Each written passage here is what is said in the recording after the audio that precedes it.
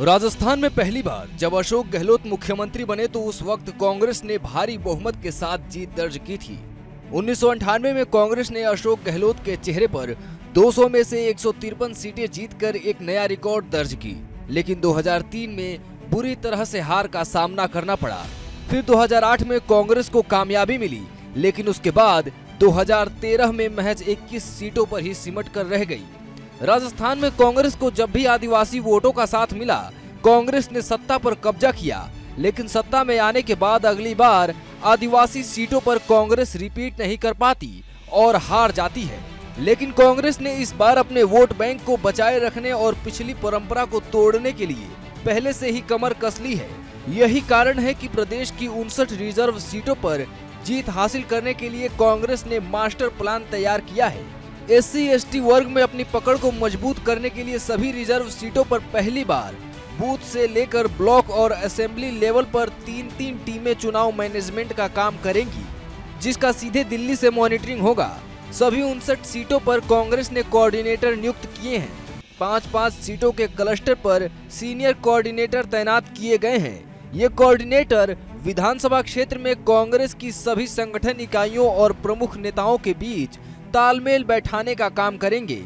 Local नेताओं के बीच होने वाली गुटबाजी और उनके फील्ड में एक्टिव ना होने की खबर से लेकर जनता के बीच उनकी सक्रियता होने की हर गतिविधियों की रिपोर्ट कांग्रेस आला कमान तक पहुंचाई जाएगी और इस पूरे प्लान की मॉनिटरिंग दिल्ली में SC/ST, OBC और अल्पसंख्यक विभागों के इंचार्ज के राजू कर रहे हैं। राजस्थान में ये फॉर्मूला कांग्रेस ने कर्नाटक की कामयाबी से सीखा है।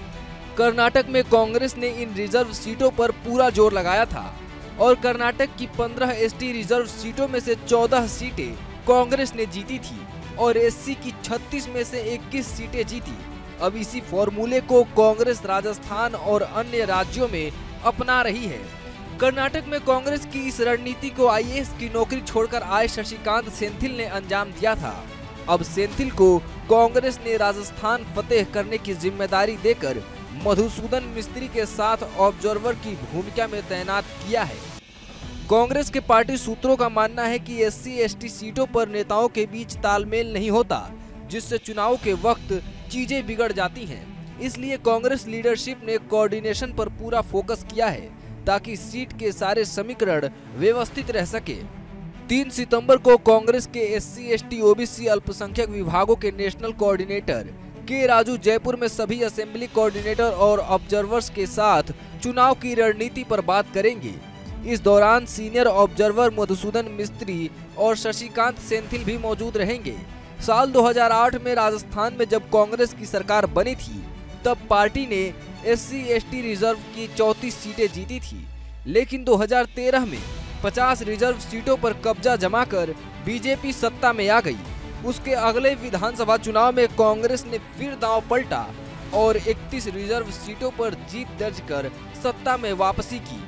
पिछले हार जीत के खेल से सबक लेते हुए कांग्रेस इस बार पूरी सावधानी के साथ फूंक फूंक कर कदम रख रही है और रिजर्व सीटों पर कांग्रेस का पूरा जोर है। ऐसे में देखना होगा कि दिल्ली से बनी ये सियासी रणनीति राजस्थान के चुनावी रणक्षेत्र में कितना कामयाब हो पाती है। Bureau report, news India digital.